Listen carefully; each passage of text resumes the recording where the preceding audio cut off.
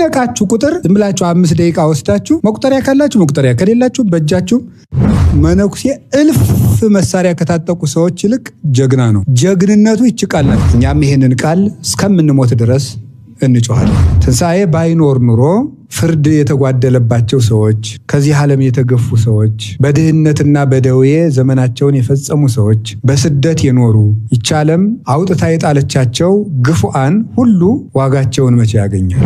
ሃይማኖት ያለ መድኃኔዓለም እጅ አይገለጥም። መጾሙንም እንጹም፣ መስገዱንም እንስገድ፣ መትጋቱንም እንስጋ፣ መጸለዩንም እንጸልይ። ግን መድኃኔዓለም ካልዳሰሰን አንለወጥም።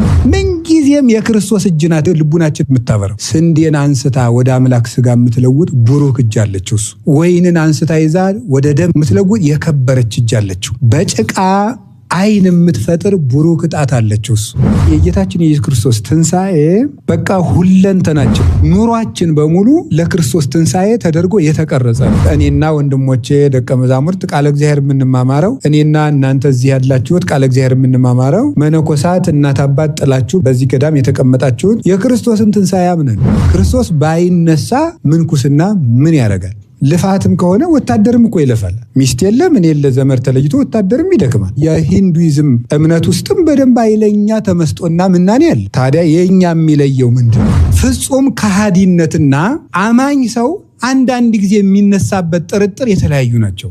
አንዳንድ ጊዜ ሊፈትናችሁ ስለሚችል ተስፋ እንዳትቆርጡ ለማለት። የሃይማኖት መምህር አሉ ብሎ አያስተምር፣ ይመስለኛል ብሎ አያስተምር፣ ነው ብሎ ነው የሚያስተምር። አሁን የኛ ጸሎት ቢደመር ምንድን ነው? አብላኝ፣ አጠጣኝ፣ አልብሰኝ፣ የሆነ ነገር አድርግልኝ የልጅ ጥያቄ እኮ ነው። ይሄ ነው አለማመኔን እርዳው። የእናት ድንግልና ሳይለወጥ መጸነስ፣ የእናት ድንግልና ሳይለወጥ መወለድ፣ ከተወለደ በኋላ የእናቱ ድንግልና ታትሞ መኖር ለፍጡር አይቻልም። ኢየሱስ ክርስቶስ እግዚአብሔር ነው። እንደ ሰውነቱ ቶማስ ዳሰሰው፣ እንደ ጌትነቱ በተዘጋ ቤት ውስጥ ገባ። እኛ ኢየሱስ ክርስቶስን እግዚአብሔር ነው ብለን የምናመልከው አንድን መምህር ወደ አምላክነት አሳድገን አይደለም። እንደ ነቢይ የሚቆጠርን አንድን የተከበረ ነቢይ እኛ ከባክበን ትምህርት አበጅተንለት ወደ እግዚአብሔርነት አሳድገ ነው የሌለውን ነገር እየተናገርለት አይደለም። ወደ ሰውነት የመጣውን አምላክ ነው እንጂ የምንከተለው። የእግዚአብሔር ልጅ ያልከፈታቸው 3 በሮችን አደንቃል። እንደ ኢየሱስ ክርስቶስ ስም ያለ ጉልበት በምድር ላይ የለም። ምድርና ሰማይን በሙሉ ድል የሚነሳ አይደለም። ነገረ ስራዋ ሁሉ ምስጢርና ስውር የሆነች ቤተክርስቲያን፣ ማንም ሊረዳት ያልቻለ የቻለውን ሁሉ ተናግሮ ይሞታል እንጂ የማይረዳት ጥልቅ የሆነች መዝገበ ምስጢር የሆነች ቤተክርስቲያን እዚች ውስጥ ክርስቶስ አለ። በስመ አብ ወወልድ ወመንፈስ ቅዱስ አሐዱ አምላክ። በስመ አብ ወወልድ ወመንፈስ ቅዱስ አሐዱ አምላክ። በስመ አብ ወወልድ ወመንፈስ ቅዱስ አሐዱ አምላክ። ይትባረክ እግዚአብሔር አምላከ አበዊነ ቅዱሳን ዘሰባህ ምህረቶ በላዕሌነ። ምህረቱን፣ ቸርነቱን፣ ይቅርታውን በሕይወታችን ላይ ያጸናልን የአባቶቻችን ፈጣሪያችን እግዚአብሔር በልቡናችን አስበን በአንደበታችን ተናግረን ስለማንፈጽመው ቸርነቱ በአንድነቱ በሦስትነቱ ስሙ የተመሰገነ ይሁን። የእናታችን የቅድስት ድንግል ማርያም፣ የቅዱሳን መላእክት፣ የቅዱሳን ነቢያት፣ የቅዱሳን ሐዋርያት፣ የቅዱሳን ጻድቃን በረከታቸው ረድኤታቸው ሁሉ ከእኛ ጋር ይሁን። የተከበራችሁ አባቶቻችን ካህናት፣ ወንድሞቻችን ዲያቆናት፣ የጌታችን የመድኃኒታችን የኢየሱስ ክርስቶስን ተስፋ የምትጠባበቁ አባቶቻችን የገዳሙ መነኮሳት፣ እናቶቻችን መነኮሳያት፣ በዚህ ቅዱስ ስፍራ የእግዚአብሔርን ተስፋ ፈልጋችሁ ከሩቅም ከቅርብም የተሰበሰባችሁ የመድኃኒታችን ኢየሱስ ክርስቶስ የድህነት ቤተሰቦቹ ምእመናት ክርስቶስ ተንሥአ እሙታን አሰሮ ለሰይጣን ሰላም ኮነ። በትንሣኤው ሰላም የሰጠን ጌታ መድኃኔዓለም ኢየሱስ ክርስቶስ ክብር ምስጋና ይግባው። በመካከላችን ተገኝቶ እንዲያስተምረን ቅዱስ ፈቃዱ ይሆንልን። ዛሬ እንደ እግዚአብሔር ቅዱስ ፈቃድ የምንማማርበት የትምህርታችን ኃይለ ቃል ጌታዬ እና አምላኬ በሚል ርዕስ ነው። ጌታዬ አምላኬ በሚል ርዕስ እንማማራለን። የቅዱስ ዮሐንስ ወንጌል ምዕራፍ 20 ቁጥር 28 ላይ የምናገኘው ኃይለ ቃል ነው። እግዚእየ ወአምላኬ የሚል ነው። ጌታዬና አምላኬ ወይም ጌታዬ አምላኬም ተብሎ ይተረጎማል። እንግዲህ በዚህ በትንሣኤው ወራት ትንሣኤውን የመሰከሩልን ብዙ ቅዱሳን አሉ። ቅዱሳን ሐዋርያት ሁሉም፣ ቅዱስ ጴጥሮስ፣ ቅዱስ ዮሐንስ፣ የኤማሁስ መንገደኞች፣ ማርያም መግደላዊት፣ ሌሎችም እናቶቻችን ቅዱሳት አንስት፣ እነዚህ ሁሉ የትንሣኤው ምስክር ሆነው አስተምረዋል። ከመስቀሉ ስር የተነሱት 500 ባልንጀሮችም የትንሣኤው ምስክር ናቸው። ዛሬ እንደ እግዚአብሔር ቅዱስ ፈቃድ በቅዱስ ቶማስ ሐዋርያ የተነገረውን የጌታችን የመድኃኒታችን ኢየሱስ ክርስቶስን የትንሣኤው ምስክርነት እንማራለን ማለት ነው። እንግዲህ እንደምታውቁት የጌታችን የመድኃኒታችን ኢየሱስ ክርስቶስ ትንሣኤ የነገራችን ሁሉ መነሻ ነው። ክርስቶስ ካልተነሳ ትንሣኤ የለም። ትንሣኤ ከሌለ ማመናችን ከንቱ ነው ይላል ቅዱስ ጳውሎስ። ክርስቶስ ካልተነሳ ትንሣኤ የለም። ትንሣኤ ከሌለም ሃይማኖት ዋጋ የለውም። ስለዚህ የሃይማኖታችን የማመናችን ዋጋ ትንሣኤ ነው።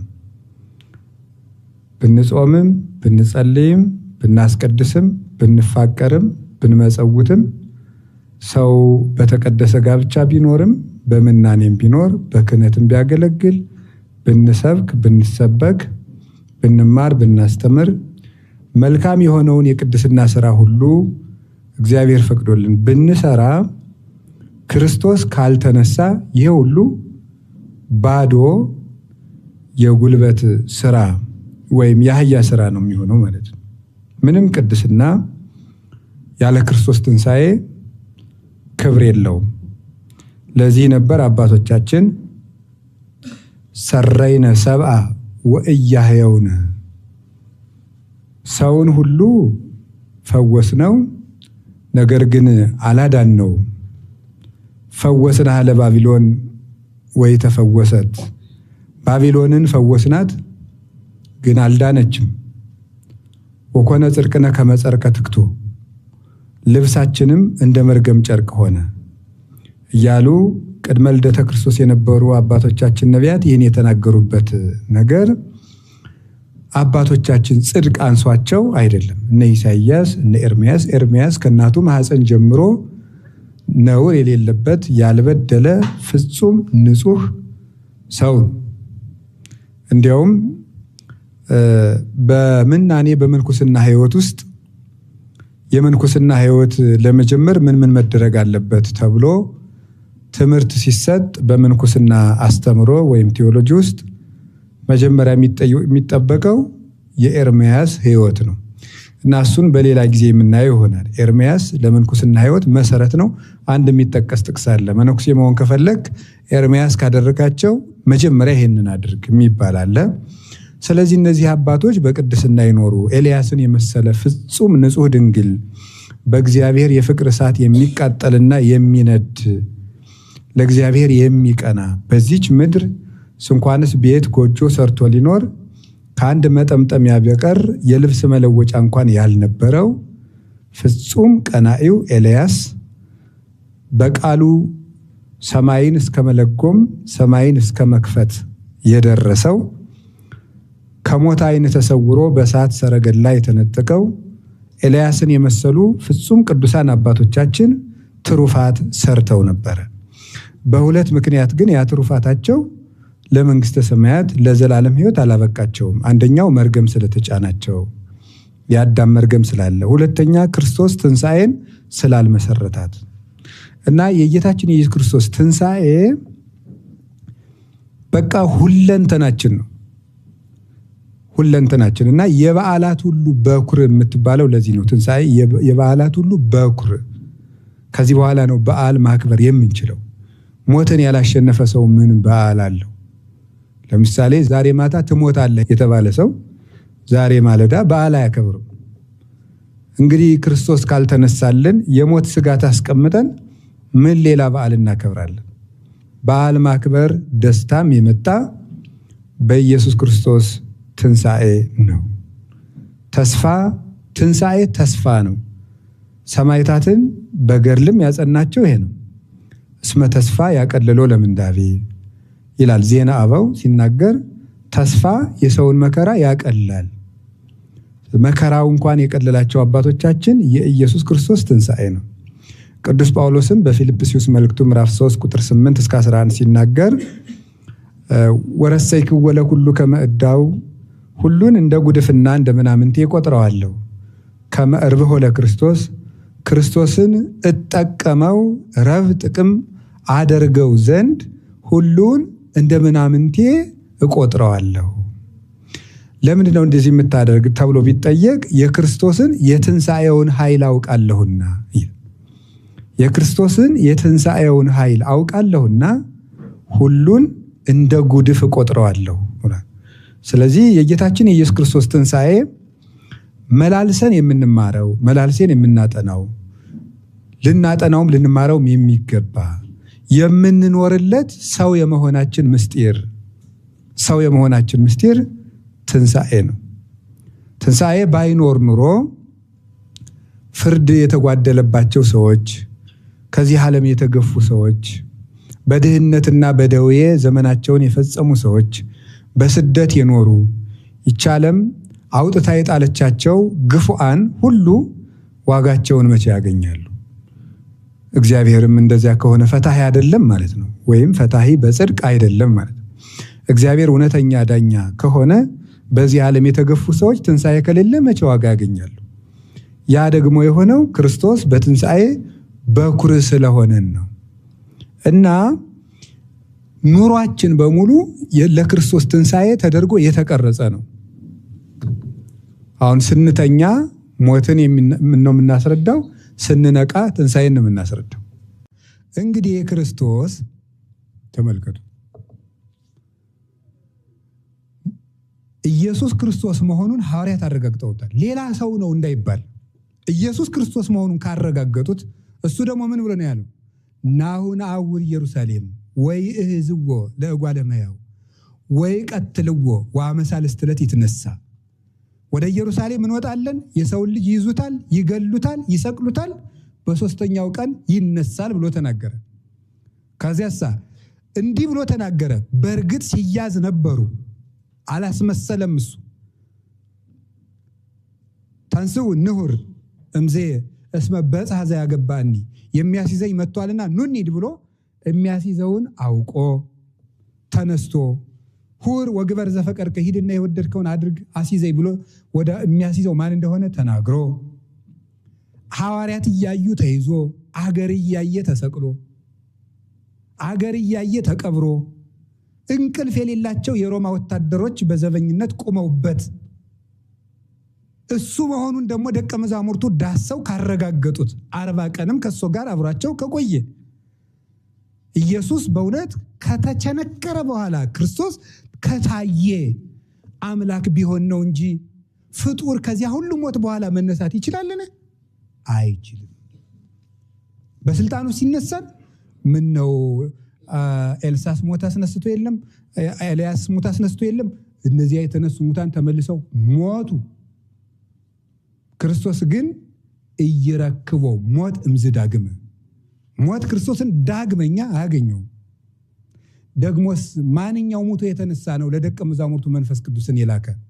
ማን ነው አጋንንትን አውጡ፣ ድዊ ፈውሱ፣ ሙት አንሱ ብሎ ስልጣን መስጠት የሚችለው?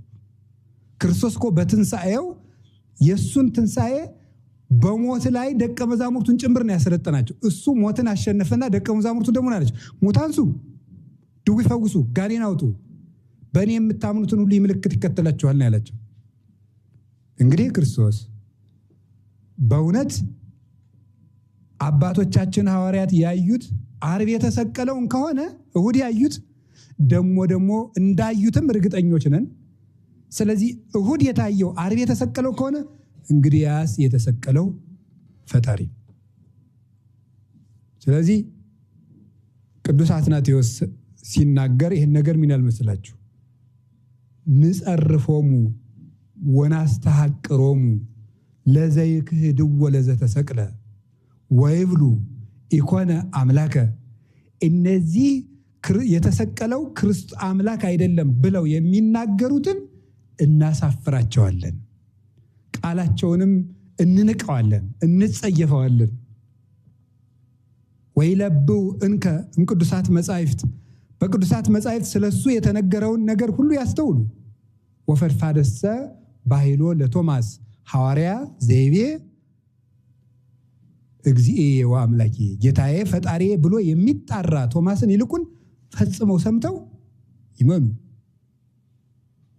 ቅዱስ ኤራቅሊስም በሃይማኖተ አበው ተገሰጽ እምዝንቱ ታምር ወስግድ ለዘተሰቅለ፣ ይህንን ታምራት አይተህ ለተሰቀለው አምላክ ስገድ። የተሰቀለው ኢየሱስ ክርስቶስ አምላክ ነው ብለህ እመን። እሁድ ያዩት የተሰቀለው ከሆነ የተሰቀለውን ከተነሳ ያ ክርስቶስ አምላክ ነው። ይሄ ነው ጌታዬ አምላኬ ብሎ የተናገረው። እኛም ይሄንን ቃል እስከምንሞት ድረስ እንጮሃለን። ጌታዬ አምላኬ። እስኪ በሉ ሁላችሁ በሉ እንጂ። በጣም በጣም በጣም በጣም በነገራችሁ ላይ የመነኩሴ ጦሩ ይሄ ነው ታውቃላችሁ።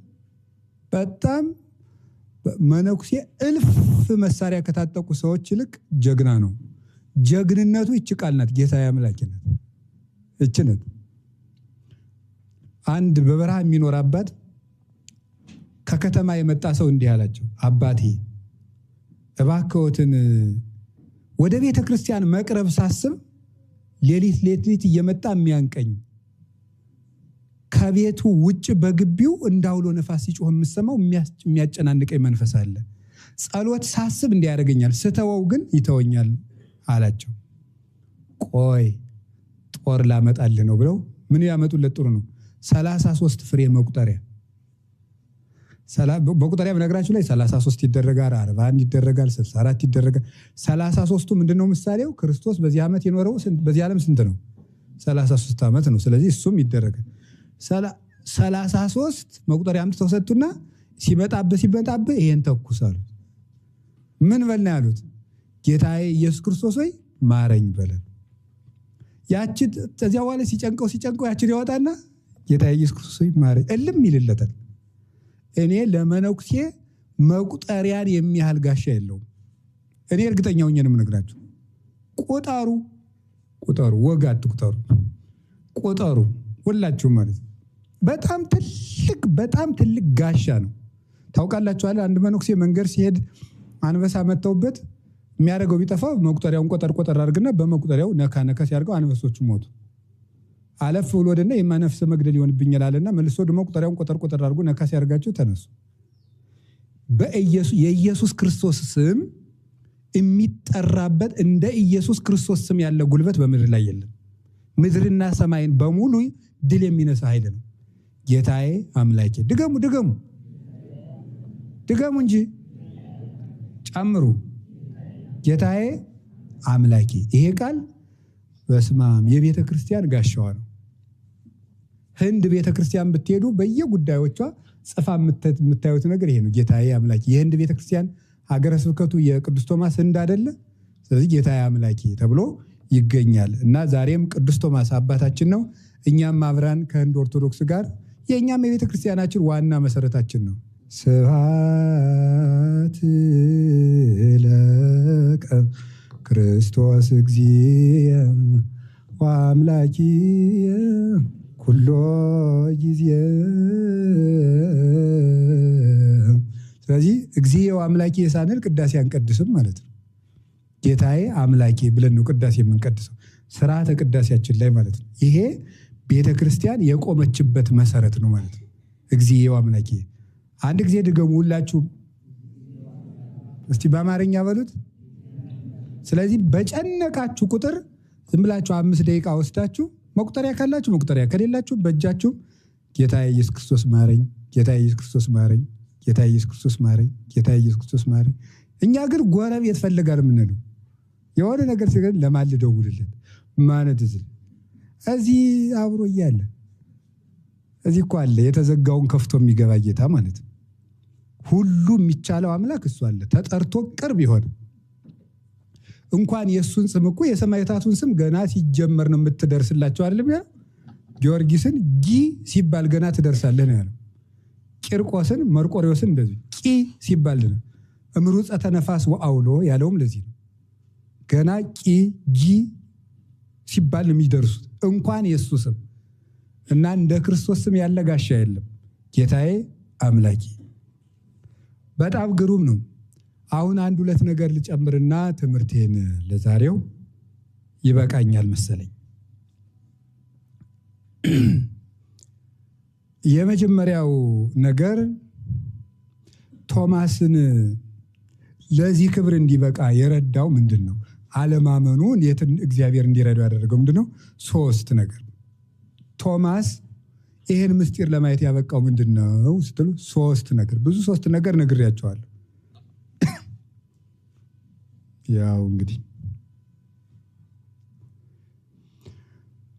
የመጀመሪያው ከወንድሞች ጋር በህብረት መቀመጥ። ከማን ጋር መቀመጥ ነው? ከወንድሞች ጋር በህብረት መቀመጥ እምነትን ይጠግናል፣ ይፈውሳል።